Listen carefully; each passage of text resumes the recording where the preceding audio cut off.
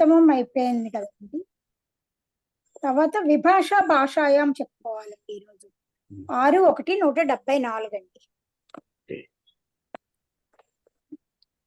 6-1-174 అండి. విభాషాయాం 175 కదమ్మా. విభాష భాషాయాం మహోదయ అది 175 కదా. 175. అదే 174 అంటే నాకు అనుమానం లేదు మహోదయ, చూడలేదు సరిగ్గా. 175 175 అమ్మా.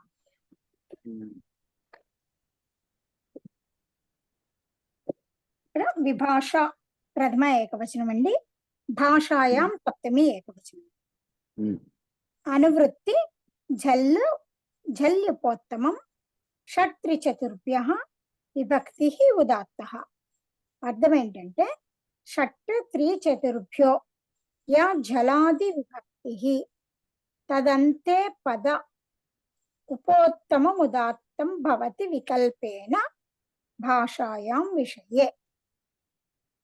అంటే మనకి ఇక్కడ లౌకిక భాషలో చెప్పుకునేటప్పుడు మనము షట్-త్రి-చతుర్ వీటి కన్నా పరంగా ఉన్న జలాది విభక్తికి, అదే జలాది విభక్తి అంత పదానికి ఉపోత్తమము ఉదాత్తం అవుతుంది వికల్పంగా అని చెప్తున్నారు.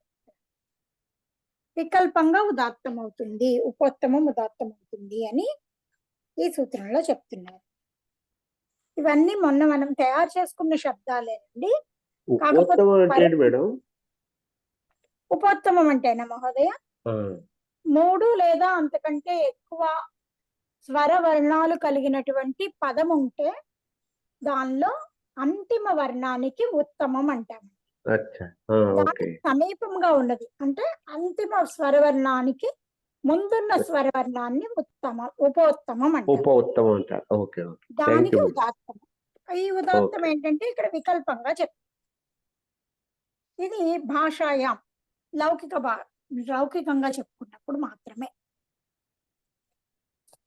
ఇక్కడ మనం మొన్న చెప్పుకున్న ఉదాహరణలేనండి. పంచభిహి ఇచ్చారు, సప్తభిహి ఇచ్చారు, తిస్రుభిహి, చతస్రుభిహి ఇలా ఇచ్చారండి.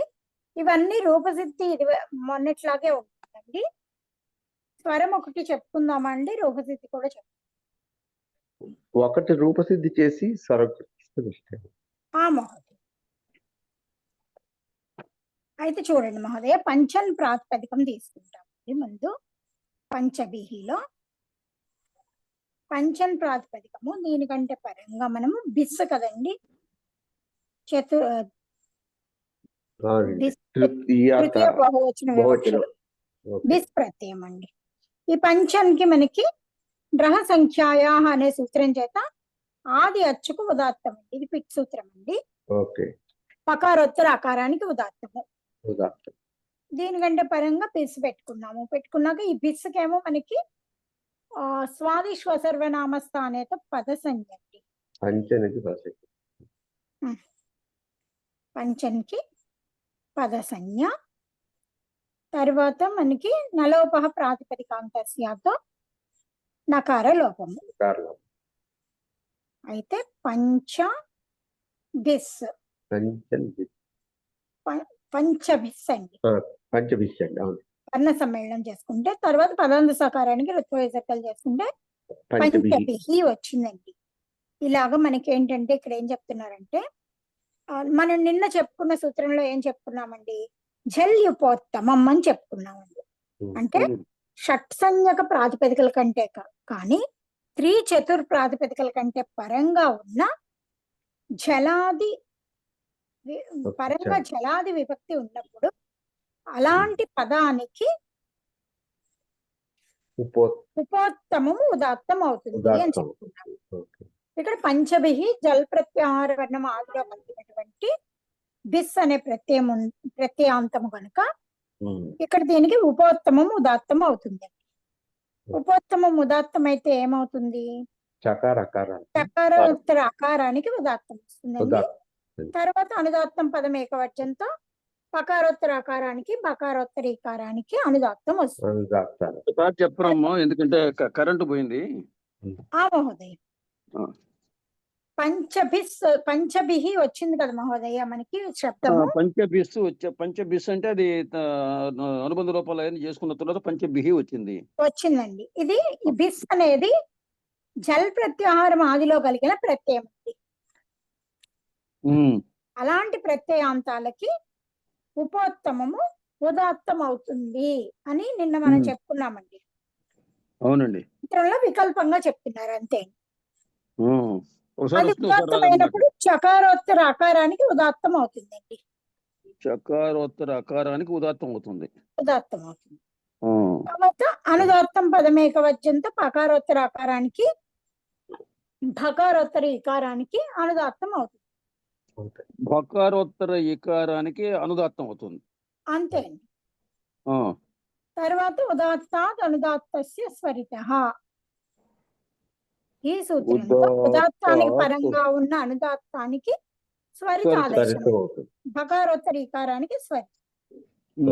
ఇప్పుడు పంచబిహిలో మనకి అనుదాత్తము ఉదాత్తము స్వరితము వచ్చాయి. అనుదాత్తము ఉదాత్తము స్వరితం. అవునండి. ఇది మనకి ఎప్పుడంటే వికల్పంగా ఉపోత్తమం ఉదాత్తం అయినప్పుడు ఇలా ఉంటుంది.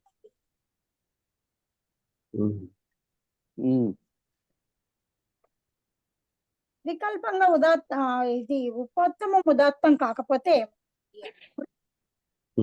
పంచన్న బిస్ అండి. ఇప్పుడు పంచ బిస్ ఇవన్నీ మనకి తెలుసు కదా అని చెప్పట్లేదు. పంచబిహి వచ్చేస్తుంది కదండి రూపము. మనకి మామూలుగా సామాన్యంగా మనకి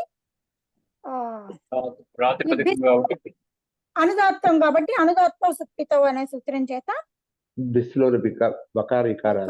ఇకారానికి అనుదాత్తం వస్తుంది. వస్తే దీన్ని బాధిస్తూ షట్ చతుర్భ్యో హలాదిహి. షట్ త్రిచతుర్రు, షట్ సంజ్ఞకము త్రిచతుర్రు. ఈ ప్రాతిపదికల కంటే పరంగా ఉన్న హలాది విభక్తి కాబట్టి దీనికి ఉదాత్తం వస్తుంది. అంటే అనుదాత్త సుప్పితం బాధిస్తూ ఈ సూత్రంతో ఉదాత్తం వచ్చింది. అంటే మనము రాసుకునేటప్పుడు మామూలుగా ఎలా రాసుకోవాలంటే ఆది ఉదాత్తం ప్రాప్తమవుతుంటే దాన్ని బాధిస్తూ అనుదాత్తం సుప్పితం అనే సూత్రం చేత అనుదాత్తం అవుతుందండి. తర్వాత షట్ త్రిచతుర్భ్యో హలాదిహి అనే సూత్రంతో హలాది విభక్తికి ఉదాత్తం ప్రాప్తమవుతుండగా దాన్ని బాధిస్తూ జల్యుపోత్తమం అనే సూత్రం చేత జల్ ప్రత్యాహార వర్ణము ఆదిలో ఉన్న ప్రత్యయం కాబట్టి ఇక్కడ ఉపోత్తమానికి ఉదాత్తం ప్రాప్తమవుతుందండి. దాన్ని కూడా బాధిస్తూ భాషాయాం భాషా విషయంలో వికల్పంగా ఈ ఉపోత్తమానికి ఉదాత్తం చెప్తున్నారు కాబట్టి ఇక్కడ పక్షంలో మనకి సామాన్యంగా షట్ త్రిచతుర్భ్యో హలాదిహి అనే సూత్రం చేత ఇక్కడ షట్సంజ్ఞకానికి పరంగా ఉన్నటువంటి హలాది విభక్తి కాబట్టి దీనికి ఉదాత్తం వస్తుంది. తర్వాత అనుదాత్తం పదమేకవచనం అనే సూత్రం చేత పకారోత్తర అకారానికి చకారోత్తర అకారానికి అనుదాత్తాలు వస్తాయి. రెండు అనుదాత్తాలు ఉదాత్తం. ఇంకా సప్తబిహి అంతే అండి. అలాగే తేడా ఏముండదమ్మా? ఉందండి, ముందు దానికి ఉంది కదా తేడా. ముందు దానికి స్వరితం వచ్చింది కదండి భకారోత్తర ఇకారానికి, దీనికి ఉదాత్తం వస్తుంది. అంటే అక్కడ అనుదాత్తం ఉదాత్తం స్వరితం, ఇక్కడ ఆ రెండు అనుదాత్తం ఉదాత్తం స్వరితం. అక్కడ ఇక్కడ రెండు అనుదాత్తాలు ఒక ఉదాత్తం. అందుకని అంటే ఇక్కడ ఒక్కసారి చెప్పండి, ఇది పంచ వచ్చింది కదా, అక్కడ రెండు ఉదాత్తాలు ఎట్లా వచ్చినాయండి? ఎక్కడ మహోదయ ఒక ఉదాత్తమే కదా మహోదయ వచ్చింది ఇక్కడ పంచవిహి. కాదు ఇక్కడ పంచ అన్నారు కదా, అనుదాత్తాలు పంచ అంతకు ముందు అనుదాత్తం ఉదాత్తము స్వరితం వచ్చింది. అవునండి. ఇప్పుడు అనుదాత్తము ఉదాత్తం వచ్చింది. అనుదాత్తము ఉదాత్తం. అవును. ఇది వికల్పంగా కాదండి, అందుకని ఇది మనకి వికల్పంగా ఉపోత్తమం ఉదాత్తం వచ్చినప్పుడు అనుదాత్తము ఉదాత్తము స్వరితము వచ్చాయండి. వచ్చింది.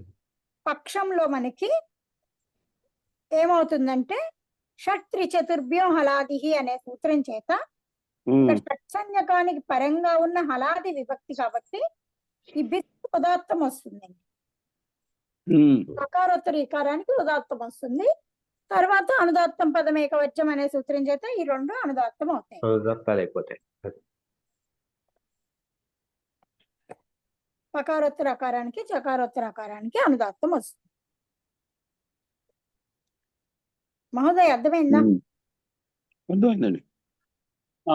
నీరజ్ గారు, మహోదయ చెప్పండి. ఇప్పుడు మనం పక్షంలో అంటే వికల్పం కాకుండా పక్షంలో పంచభిహి వచ్చిన తర్వాత మామూలుగా ఈ ఫస్ట్ దీనికి మరి పంచంలో మనం ఏమైనా పెట్టుకోము ముందు దానికి, అంటే పిషవంత ఉదాత్తం ఏమైనా పెట్టుకోవాలి కదా? పెట్టుకోవచ్చండి. నా సంఖ్యాయాతో ఏంటి అది ఉదాత్తం పెట్టుకోవాలి. గ్రహ సంఖ్యాయాహ గ్రహ సంఖ్యాయాతో ఆది ఉదాత్తం అవుతుంది. అది ఉదాత్తం వస్తుంది. ఇప్పుడు ఇక్కడ నాకు అర్థం కాలేదు అంటే ఇది అయిన తర్వాత ముందు ఏంటి, మనకి బిస్సుకి ముందు ఆదిదాత్తం తెచ్చుకుంటాం, అనుదాత్త సుఖితో అంటే దాంతో ఉదాత్తం వస్తుంది, అనుదాత్త సుఖితో అనుదాత్తం వచ్చేస్తుంది.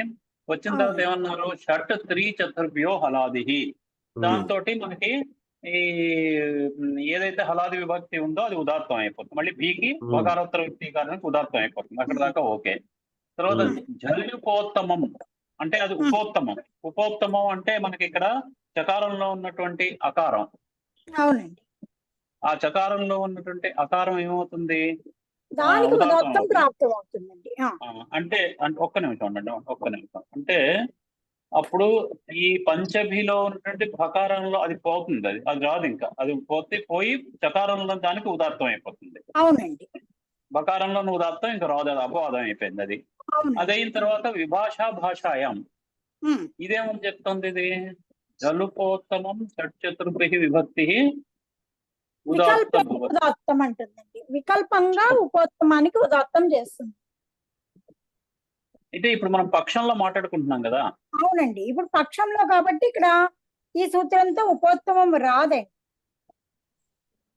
ఉపోత్తమానికి ఉదాత్తం రాదు. రానప్పుడు ఏమవుతుంది, మళ్ళీ షట్ త్రిచతుర్భ్యో హలాదిహి అనే సూత్రం చేత ఉండండి ఒక్క నిమిషం మేడం. ఉపోత్తానికి ఉదాత్తము రాదు ఇక్కడ.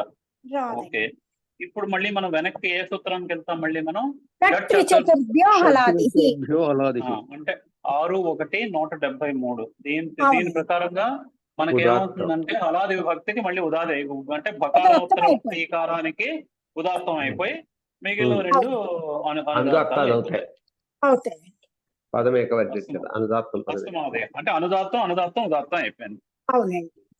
అంటే ఇక్కడ జల్యపోత్తమంతో ఉపోత్తమం జల్వర్ణము జల్లంత పదము యొక్క ఉపోత్తమానికి ఉదాత్తం ప్రాప్తమవుతూ ఉంటే ఇక్కడ పక్షంలో అది నిషేధించబడిందండి. నిషేధించబడితే దాని ముందు సూత్రంకి వెళ్ళి అక్కడే కార్యం ఉందో అది మనం చేసుకుంటాం. కాబట్టి హలాదిహితో హలాది విభక్తికి ఉదాత్తం చేస్తాం. ధన్యవాదాలు. ఇలాగే సప్తభిహి, తిస్రుభిహి, చతస్రుభిహి ఇవన్నీ ఇలాగే ఉంటాయి. ఓకే, మీరు చెప్పుకుందామండి, లేకపోతే తర్వాత అక్కర్లేదండి. మీరు అందులో స్వరాలు చెప్తే చెప్పండి. స్వరాలు చెప్పుకుంటే సరిపోద్దండి. స్వరం చెప్పుకుందాం మహోదయ. ఇక్కడ సప్తం ప్రాతిపదికం మహోదయ. సప్తభిహిలో అంటే మీరు సప్తభిహి నుంచి చెప్పేసేయండి, సప్తభిహి నుంచి చెప్పేస్తే అయిపోతుంది. అంతే. ఇప్పుడు సప్తభిహి ఇక్కడ మనకి ఒక పక్షంలో ఉపోత్తమానికి ఉదాత్తం అండి, అంటే సకారోత్తర అకారానికి ఉదాత్తం. ఇప్పుడు అనుదాత్తం పదం ఏకవచనంతో సకారోత్తర అకారానికి బకారోత్తర ఈకారానికి అనుదాత్తం వస్తుంది. తర్వాత ఉదాత్తాద్ అనుదాత్తస్య స్వరితః, ఉదాత్తానికి పరంగా ఉన్న అనుదాత్తానికి స్వరితాదేశము. అప్పుడు బకారోత్తర ఈకారానికి స్వరితం అవుతుంది. అనుదాత్తము ఉదాత్తము స్వరితము వస్తాయి. స్వరితం అవుతుంది. అలాగే ఇక్కడ పక్షంలో అయితే మనకి సప్తభిహిలో బకారోత్తర ఈకారానికి అంటే ఈ హలాది విభక్తి బిస్ కనుక బకారోత్తర ఈకారానికి ఉదాత్తం. అప్పుడు అనుదాత్తం పదం ఏకవచనంతో సకారోత్తర ఆకారానికి పకారోత్తర ఆకారానికి అనుదాత్తం వస్తుంది.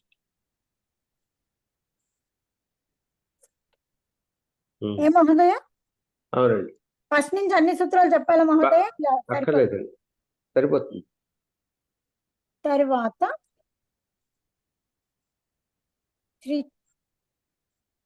అనుదాత్తం, అనుదాత్తం, ఉదాత్తం. తర్వాత తిస్రుభిహి ఉంది కదండి, ఇక్కడ స్త్రీ ప్రాతిపదికం అండి. దీనికి పిషోంతోదాత్తతో అంతోదాత్తము, స్త్రీ బిస్. ఇక్కడ ఏంటంటే త్రిచతురో చతురో తిస్రు చతస్రు. ఈ సూత్రం చేత మనకి స్త్రీలింగంలో తిస్రు ఆదేశం. తిస్రు బిస్, తిస్రుభిహి అవుతుందండి రూపము. తిస్రుభిహి వచ్చినప్పుడు ఇక్కడ మనకి ఉపోత్తమము ఉదాత్తమైనప్పుడు సకారోత్తర రుకారానికి ఉదాత్తం వస్తుంది. తర్వాత అనుదాత్తం పదం ఏకవచనంతో సకారోత్తరీకారానికి పకారోత్తరీకారానికి అనుదాత్తాలు వస్తాయండి. తర్వాత ఉదాత్తాద్ అనుదాత్తస్య స్వరితః అనే సూత్రం చేత భకారోత్తరీకారానికి స్వరిత ఆదేశం. తిస్రుభిహిలో అనుదాత్తము, ఉదాత్తము, స్వరితము వచ్చింది. అలాగే చతుస్రుభిహిలో చతుర్ ప్రాతిపదికం. చతుర్ బిస్. ఈ చతుర్లో చకారోత్తర ఆకారానికి గ్రహ సంఖ్యాయ అనే సూత్రంతో ఉదాత్తం వస్తుంది. దీనికంటే పరంగా ఉన్న బిస్. చతుర్భిహి చతస్రుభిహి కదండి. ఈ చతుర్కి చతస్రు ఆదేశం అండి. చతురో తిస్రు చతస్రు అనే సూత్రం చేత చతస్రు బిస్. ఇక్కడ చకారానికి ఉదాత్తం ఉందండి, చకారోత్తర ఆకారానికి. అలాగే చతస్రుభిహి అనే రూపం వచ్చినప్పుడు మనకి ఈ సూత్రం చేత మనకి ఏది విభాషా భాషాయాం అనే సూత్రం చేత సకారోత్తర రుకారానికి ఉపోత్తమం కాబట్టి దానికి ఉదాత్తం వస్తుంది. చకారోత్తర ఆకారంలో ఒక ఉదాత్తం ఉంది కాబట్టి శిష్ట స్వరో బలియాన్ అనే వార్తికం చేత మనము సకారోత్తర రుకారాన్ని ఉదాత్తంగా తీసుకుని అనుదాత్తం పదం ఏకవచనం అనే సూత్రం చేత చకారోత్తర ఆకారానికి, సకారోత్తర ఆకారానికి, భకారోత్తర ఈకారానికి అనుదాత్తాలు వస్తాయండి. తర్వాత ఉదాత్తాద్ అనుదాత్తస్య స్వరితః అనే సూత్రం చేత ఉదాత్తానికి పరంగా ఉన్న అనుదాత్తానికి స్వరిత ఆదేశం అండి. రెండు అనుదాత్తాలు, ఉదాత్తము, స్వరితము. ఇక్కడ కూడా పక్షంలో ఏమవుతుందంటే చతస్రుభిహిలో ఈ బిస్సుకు ఉదాత్తం అండి. త్రిచతురో హలాదిహి, త్రిచతుర్భ్యో హలాదిహి. ఈ సూత్రం చేత చతుర్ అనే ప్రాతిపదికకు పరంగా ఉన్నటువంటి హలాది విభక్తికి ఉదాత్తం అండి. ఈ భీకి ఉదాత్తం వచ్చినప్పుడు అనుదాత్తం పదం ఏకవచనంతో మిగిలినవన్నీ అనుదాత్తాలు అవుతాయి. అలా చతస్రుభిహి అనే రూపం వస్తుందండి.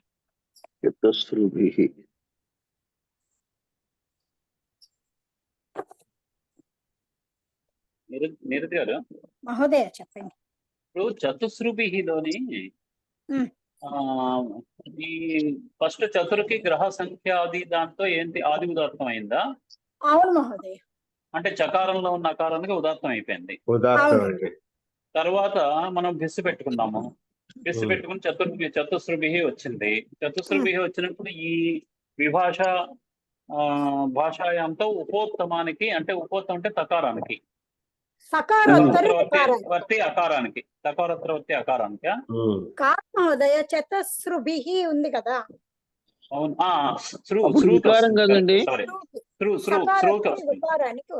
సకారోత్తరవర్తి రుకారానికి ఉదాత్తం వచ్చింది, అంతే కదా. ఇప్పుడు రెండు ఉదాత్తాలను కాబట్టి ప్రతిశిష్ట స్వరో బలియాన్ తోటి సకారోత్తరవర్తి రుకారానికి ఉదాత్తం ఉంటుంది. అప్పుడు చకారోత్తరవర్తి అకారానికి అనుదాత్తం, సకారోత్తరవర్తి అనుదాత్తం బీకి అనుదాత్తం అయిపోతుంది. అప్పుడు ఉదాత్తం ప్రకారం ఉదాత్తం పక్కన అనుదాత్తం కాబట్టి భకారోత్తరవర్తి కారానికి స్వరితం అయిపోతుంది. ఉదాత్తాలు రెండు అనుదాత్తాలు, ఉదాత్తము, స్వరితం రావాలి. ఒక ఉదాత్తము ఒక స్వరితం. మరి పక్కన అనుదాత్తాలు ఉన్నాయిగా చకారానికి తకారానికి. అవునండి, రెండు చెప్పారు కదా, రెండు అనుదాత్తాలు ఉన్నాయి కదా. స్వరితము. ఉదాత్తాన్ని పక్కన ఉన్న అనుదాత్తానికి స్వరితం అండి కదా. రెండు అనుదాత్తాలు, ఉదాత్తము, స్వరితం అన్నాను, అందుకే అంతే అంతే అదే అంతే. అదే అది. అయితే మరి సరిపోయింది సార్. ఓకే, చెప్పండి మహోదయ. అయితే మరి అనేది డౌట్ ఉన్నట్టు. అది నేను ఇక్కడ చూశాను చతుశ్రుభిలో కొంచెం నాకు చూసుంటారు మహోదయ. అదే సరిపోయింది ఇక్కడ. పక్షంలో అయితే బిస్సుకు ఉదాత్తం అండి. అనుదాత్తాలు అయిపోతాయి. అయిపోయింది.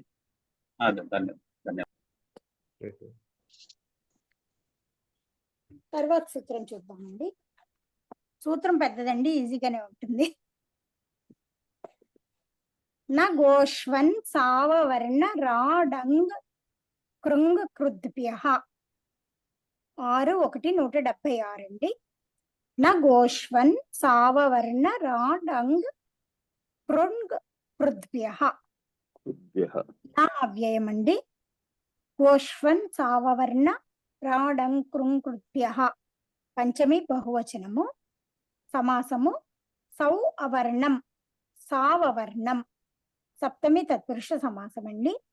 గౌశ్చ శ్వాచ సావవర్ణంచ రాట్చ అంగచ కృంగచ కృత్చ.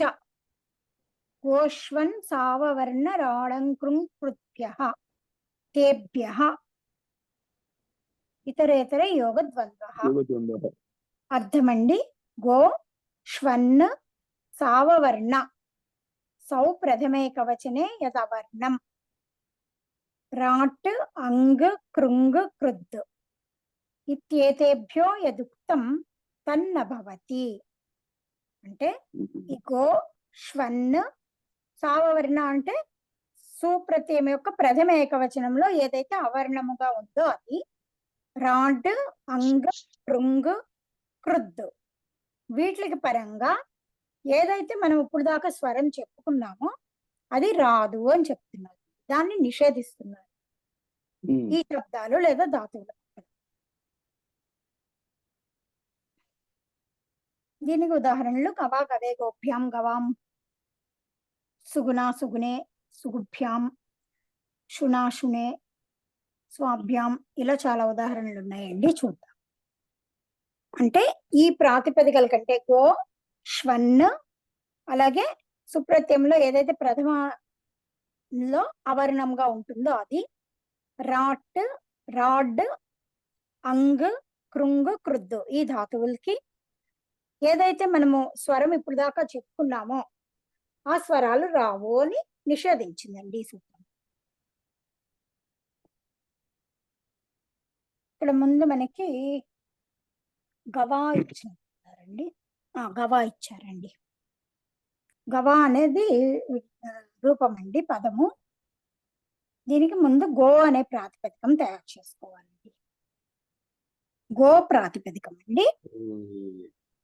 గమ్లు గతౌ ధాతువుతో గమ్లు గతౌ ధాతువు అండి. దీనికి భూవాదయో ధాతవ అనే సూత్రం చేత మనకి ధాతు సంజ్ఞ అండి. ధాతువుకి అనుబంధ లోపం చేసుకున్నాక గమ్ ఉంటుందండి. గమ్. దీనికి ధాతోహ 6:156 అండి. ఈ సూత్రంతో అంతోదాత్తం అండి. అంటే గకారోత్తర అకారానికి మనకి ఉదాత్తం వస్తుంది. ఇప్పుడు ఈ గమ్ ధాతువు కంటే పరంగా ఉనాది సూత్రం అండి. గమేర్ డోహ్ గమేర్ డోహ్ అనే ఉనాది సూత్రం అండి. 268 అండి సంఖ్య. 268 ఉనాది సూత్రం అండి. ఇక్కడ గమ్ ధాతువు కంటే పరంగా డో ప్రత్యయం వస్తుంది అని చెప్తున్నారు. డో ప్రత్యయం. ఈ డోకి అనుబంధ లోపం చేసుకుంటే ఓ శేషిస్తుందండి. గమ్మ ఓ. ఇక్కడ డిత్ అయిన ప్రత్యయము కనుక టేహ్ అనే సూత్రం చేత టి లోపం అండి. గమ్లో అమ్మకి లోపం అయితే ఉగ్గు ఓ, గకారం మిగులుతుంది. గకారము ఓ ఉంది కదండి, పక్కన ప్రత్యయంలో ఓ ఉంది కదా, మొత్తము కలిపి వర్ణ సమ్మేళనం చేసుకుంటే గో అని ప్రాతిపదికం మనకి సిద్ధిస్తుంది. ఇక్కడ ఏంటంటే మనకి గమ్లో గకారానికి ఆది ఉదాత్త అదే సారీ ధాతో అనే సూత్రంతో అంతోదాత్తం. ఇక్కడ మనకి ప్రత్యయంలో ఓకారానికి ఆది ఉదాత్త అనే సూత్రంతో ఉదాత్తం వచ్చింది. గమ్లో ఉన్న గకారోత్తర అకారం లోపం అయిపోయింది కదండి, కాబట్టి వర్ణ సమ్మేళనం చేసుకున్నప్పుడు ఈ గో శబ్దంలోని ఓకారానికి ఏదైతే ఉదాత్తం ఉందో అదే ఉదాత్తం వస్తుంది.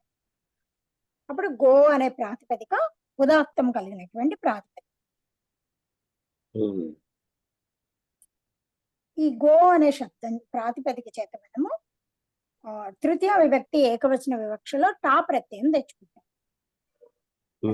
ధాతుర ప్రత్యయ ప్రాతిపదికం అనే సూత్రం చేత మనము ప్రాతిపదిక సంజ్ఞ పిషోంత ఉదాత్తతో అంతోదాత్తం అండి.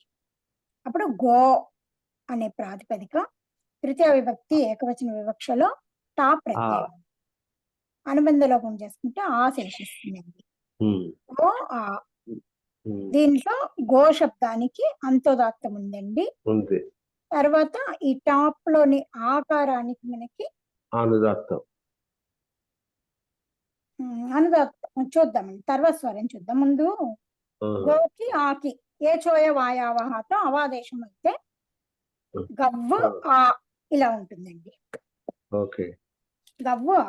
ఇప్పుడు ఈ ప్రత్యయానికి మనకి ఆద్యుదాత్తస్య అనే సూత్రంతో ఆదివిదాత్తం ప్రాప్తమవుతూ ఉండగా దాన్ని బాధిస్తూ అనుదాత్తో సుప్పితో అనే సూత్రం చేత అనుదాత్తం వస్తుంది. దాన్ని బాధిస్తూ సావేకాచ తృతీయాదిర్విభక్తి అంటే ఏదైతే ఏకాచైన ప్రాతిపదికము ఉందో దానికంటే పరంగా ఉన్న తృతీయాది విభక్తులకి, అంటే తృతీయ నుంచి సప్తమి వరకు ఉన్న విభక్తులకి ఉదాత్తం చెప్పారండి సూత్రం. ఏకాచైన ప్రాతిపదిక ఉండాలండి, పరంగా తృతీయాది విభక్తులు తృతీయ నుంచి సప్తమి వరకు ఉండే విభక్తులు ఉన్నప్పుడు వాటికి ఉదాత్తం చెప్తారు. ఇప్పుడు దీన్ని ఈ సూత్రం నిషేధిస్తుందండి, మన ప్రకృతి సూత్రం. గోష్వన్ సావవర్ణ రాడం కృద్భ్య ఈ సూత్రం ఏం చేస్తుంది, ఇప్పుడు మనం చెప్పుకున్నటువంటి ఈ ఉదాత్తాన్ని నిషేధించిందండి. నిషేధించినప్పుడు ఏమవుతుంది, సామాన్యంగా అనుదాత్తం సుప్పితం అనే సూత్రం చేత అనుదాత్తం వచ్చేస్తుందండి. ఉదాత్తము అనుదాత్తము. ఉదాత్తానికి పరంగా ఉన్న అనుదాత్తానికి ఉదాత్తాద్ అనుదాత్తస్య స్వరితః అనే సూత్రం చేత స్వరితాదేశం. అప్పుడు గవాలో ఉదాత్తము స్వరితము వస్తాయి.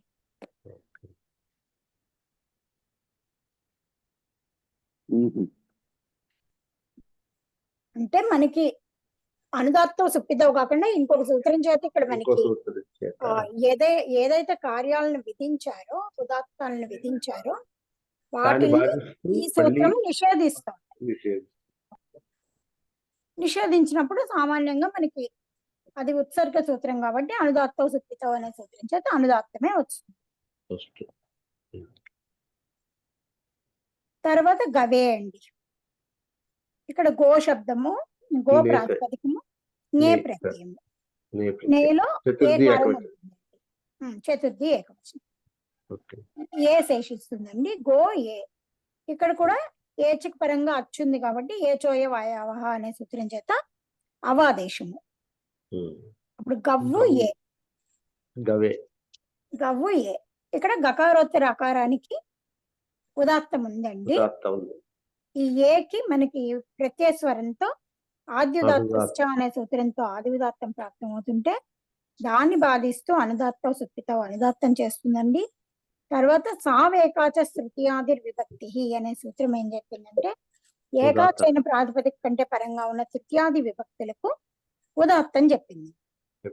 దాన్ని కూడా బాధిస్తూ మనకి ఇక్కడ దాన్ని నిషేధిస్తూ నా గోష్వన్ సావవర్ణ రాడం కృంకృత్య ఈ సూత్రం చేత మనకి ఇది గో శబ్దం కంటే పరంగా ఉన్నది కాబట్టి ఆ ఉదాత్తాన్ని నిషేధిస్తుందండి. నిషేధించడం చేత మనకి అనుదాత్తం సుప్పితం అనే సూత్రం చేత అనుదాత్తం వస్తుంది ఏకి. తర్వాత ఉదాత్తం అంటే ఈ సూత్రం నిషేధం దాకే చెప్తుందండి. నిషేధమే అండి. అవునండి, అంతే. నిషేధించడమే అందుకని ఉత్సర్గ సూత్రానికి వెళ్ళి మళ్ళీ అనుదాత్త సుప్తం తెచ్చుకుని అనుదాత్తం చేస్తాం. ఓకే. తెచ్చుకుంటామండి. అంటే అక్కడ మనం ఉత్సర్గ సూత్రం అది కాబట్టి దాంతో అనుదాత్తం చేస్తాం. అనుదాత్తం చేస్తాం. ఓకే. అంటే అపవాద సూత్రాలని ఇది నిషేధించింది. ఇప్పుడు నిషేధించాక మనకి ఇక్కడ ఏకి అనుదాత్తం వచ్చిందండి. గవ్వులో కకారోత్తర అకారానికి ఉదాత్తం. ఇప్పుడు ఉదాత్తాద్ అనుదాత్తస్య స్వరితః అనే సూత్రం చేత ఉదాత్తం కంటే పరంగా ఉన్న అనుదాత్తానికి స్వరితాదేశం. కవేలో ఉదాత్తము స్వరితము ఉంటాయి. ఉదాత్తము స్వరితం ఉంటుంది. గవే కూడా అంతే అండి. గోభ్యాం కూడా అంతే. కాకపోతే ఇక్కడ కేవలం వర్ణ సమ్మేళనం అండి. గోభ్యాం వర్ణ సమ్మేళనం చేసుకుంటే సరే. అలాగే గవాం, గవాంలో షష్ఠీ విభక్తికి గో ప్లస్ ఆమ్, గో ప్లస్ ఆమ్. ఇక్కడ కూడా ఏ చోయ వాయావహతో అవాదేశం ఒక్కటే ఉంటుంది. గవాం వస్తుంది. ఇక్కడ అన్ని చోట్ల కూడా ఉదాత్తము దానికంటే పరంగా అనుదాత్తం. తర్వాత ఉదాత్తం కంటే పరంగా ఉన్న అనుదాత్తానికి స్వరితాదేశము వస్తాయి.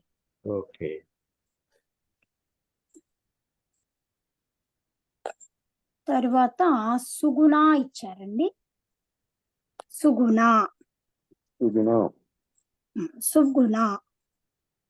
దీనికి శోభన గావో అస్య ఇది సుగుహు. ఇది విగ్రహవాక్యం అండి. శోభన గావో అస్య ఇది సుగుహు అనేది మనకు వస్తుందండి. ఇప్పుడు శోభన గావో అనే దానికి అలౌకిక విగ్రహ వాక్యం ఏంటి అంటే సు సు గో సు అండి. ఇక్కడ మనకి అనేక మన్య పదార్థ బహువ్రీహి సమాసం. సు గో ఒకసారి చెప్పండి.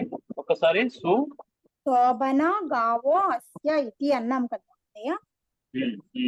శోభనకి సు పెట్టుకుంటామండి. గావహ ఇక్కడ గోసు, అస్య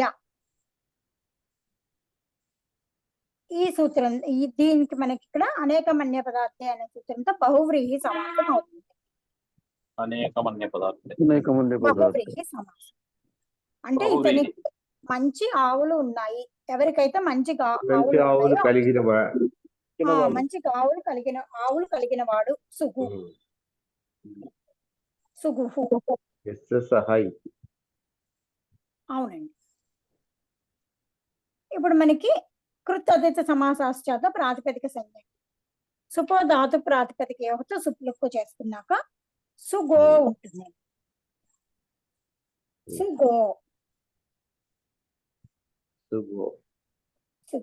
ఇక్కడ దీనికి గోస్త్రియోర్ ఉపసర్జనస్య 1, 2, 48 అండి. గోస్త్రియోర్ ఉపసర్జనస్య ఈ సూత్రంతో ఉపసర్జనమైనటువంటి గోశబ్దాంత ప్రాతిపదికానికి హ్రస్వం అవుతుందండి. ఈ గోలోని ఓకారానికి హ్రస్వం ఏచ ఇక్ హ్రస్వాదేశే.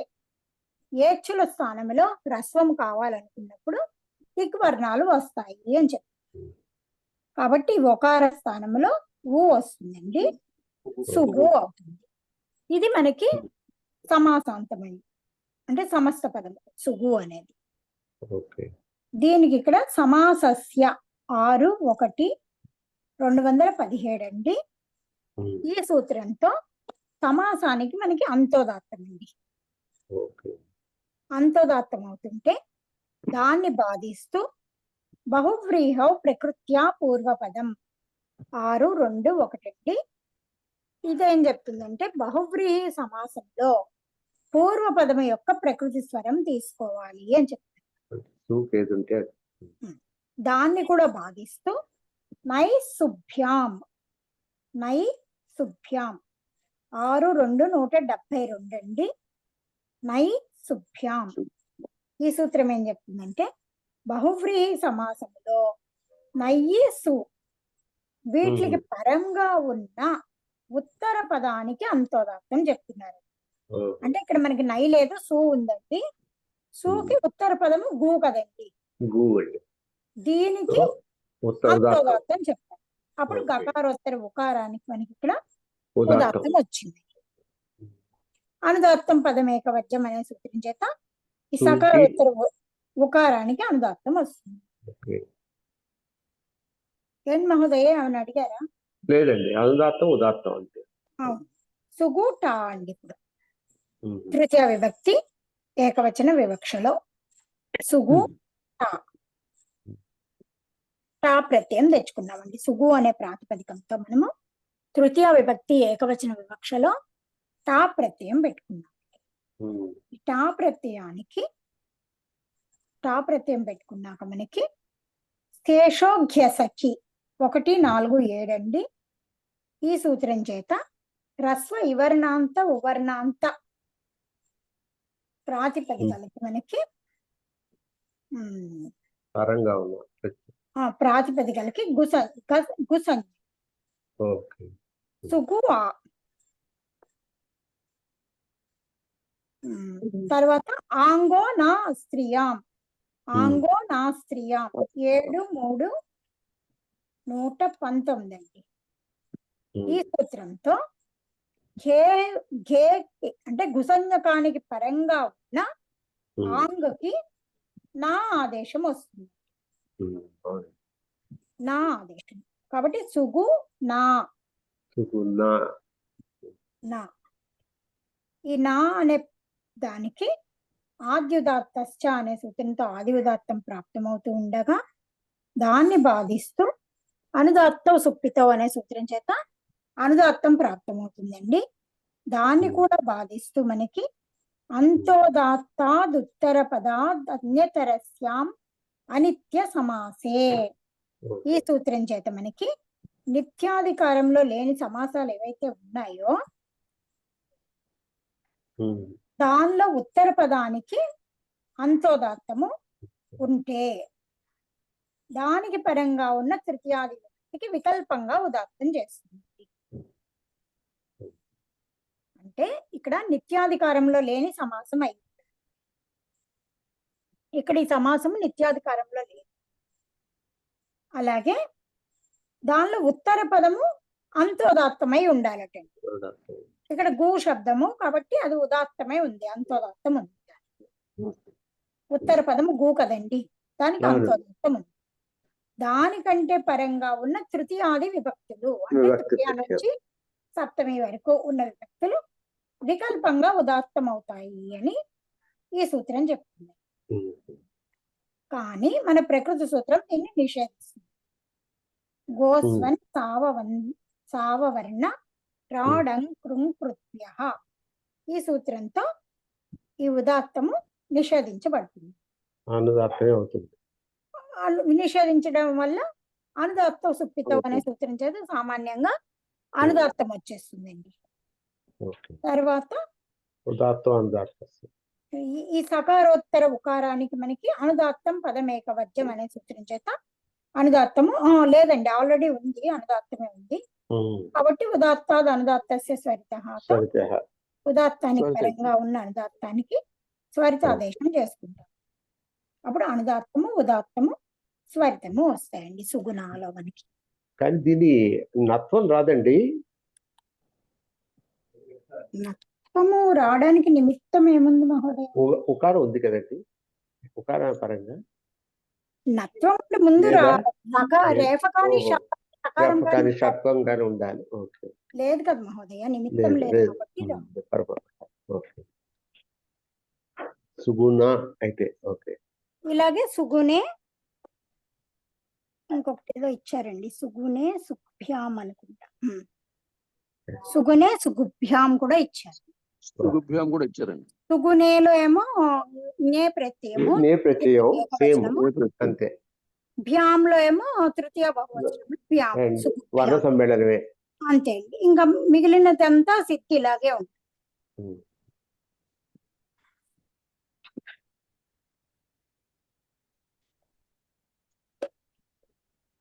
2 నిమిషాలు ఉంది మహోదయ. తర్వాత ప్రసిద్ధి మనం తర్వాత చూద్దాము. ఈ సుగునే సుప్యాంలో చెప్పమంటారండి ఒకసారి? చెప్పండి మహోదయ. ఇప్పుడు సుగునేనండి, సుగు ఉంది కదా, దానికంటే పరంగా చతుర్థి ఏకవచనం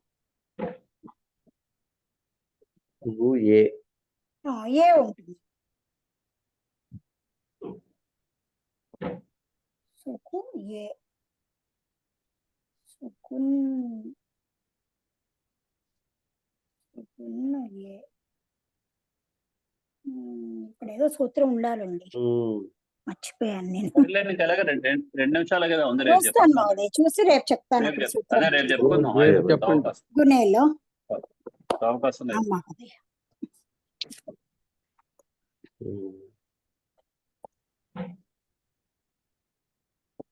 అందరికీ నమస్కారం అండి, ధన్యవాదాలు. నమస్కారం. జయ జయరామ్.